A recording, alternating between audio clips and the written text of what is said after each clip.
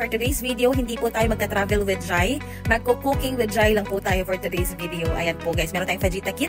Ayan, isa po itong, ang tawag dito, Mexican style. So yung lulutuin natin is pang Mexican style ang tawag. So ayan nga po guys, meron po tayong mga bell pepper, meron din po tayong spring onion, meron tayong tofu, meron din po tayong meron po tomato, lime, and lemon, and mga kung ano-ano pa. Hindi ka mababanggit lahat, pero yan, konti lang naman yung gagamitin natin. Pero medyo matagal ako natapos ito guys, kasi habang ginagawa ko to, sineseparate ko yung mga gulay, kasi nga po, syempre yung partner natin is hindi kumakain ng meat, ako mag-meat ako, so lalo na pag Mexican, so masarap talaga siya pag meat. Anyways, ang gagawin natin para sa kanya is tofu. Yan yung parang alternative na panghalo sa gulay, sa mga gagawin natin.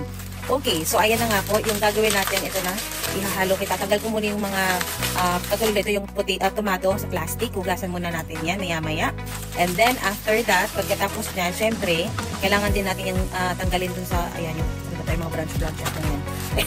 Nalulookan na ako kung ano yung i-voice over ko dito sa video na to, kasi nga medyo pagod na ox, ayan. Hindi ko pa alam kung paano yung gagamitin natin. So, okay. Tapos, after ito guys, pag na-ready ko na siya lahat, of course, magsisimula natin ang luluto. Pero ang tagal naman ito matapos. Uy, naglilinis-linis pa pala to. Kala ko naman mabilisan na itong video na to, pero hindi pa pala. Okay, so ilalagay na natin yan sa gilid. Lapit na tayo mag-start guys. Konti na lang, ilang minuto na lang, mag-start na tayo. And tara, let's go!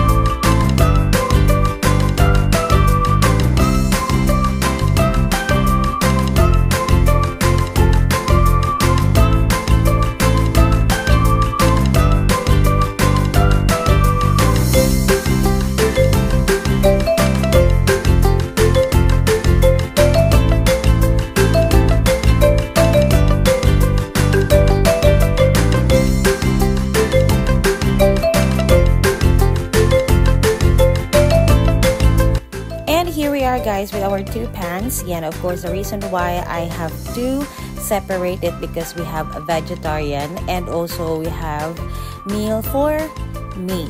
So kailangan pa talagang separate yan guys, kasi hindi pwedeng maghalo yung ating meat pati yung vegetarian natin. So ayan, so I have two pans, and so and then I put also something sauce for that to mix it para mas malasa yung ating gulay and talagang masarap. And then yung ginagawa ko nito is ihalo ko dito sa ating mga meat and tofu para ipa-fry natin ng konti, or i-stir pala natin yan, ng konti yan para bago natin ihalo sa ating gulay. So ayan, tingnan nyo naman, there you go.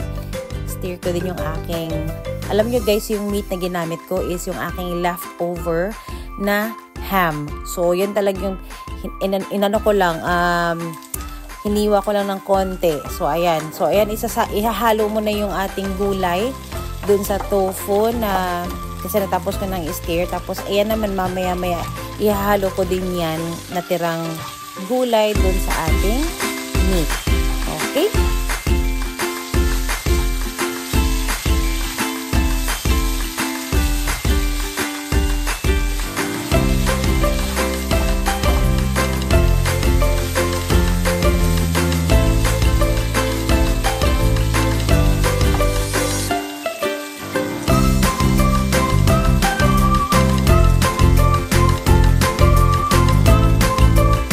So ayan na guys, hinalo na natin yung ating meat pati gulay. So ngayon yung gagawin natin ito, iinitin lang natin yan and ihahalo na natin maya-maya.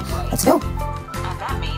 Yan na nga guys, tapos na natin lutuin yung ating mga gulay and nilagay na natin dun sa yung ating tortillas. Ayan, medyo okay na to. Pwede na natin kainin. I-prepare na natin. And ito na yung ating meat guys na hinalo natin sa ating gulay. Of course, yung meat na ginamit ko guys is yun yung half part na dun sa ham na niluto ko nung nakaraang araw. So, hindi ko po siya, yung half hindi ko pa naluto. So, ito yung naisip ko na mas madali kasi luto naman talaga agad siya.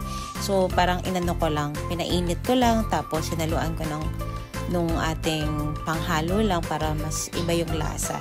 And then, di ba, lagyan natin ng ating kamatis, pati lagyan din natin ng ating avocado. So, mas lalo siyang sasarap. And then, sobrang first time ko kasing nagawa to, kaya na-appreciate ko talaga yung ginawa ko. Sino ba namang mag-a-appreciate sa ginagawa mo? Kundi, syempre, yung sarili mo. Dapat i-appreciate mo talaga yung ginagawa mo. Ayan. So, sobrang excited ako for this video talaga, guys, kasi ito yung first time nagagawa ako o magpe-prepare ako ng ganitong food for us. Ayan. So, I hope you guys also enjoyed this video, and also for those who haven't subscribed to my YouTube channel, please don't forget to like and subscribe and hit the bell button for more videos and more updates. And ito na po, guys, yung ating result. Ayan, muntikan ng masunog, pero at least na-enjoy na ako. Thank you guys for watching, and see you in my next video. Bye!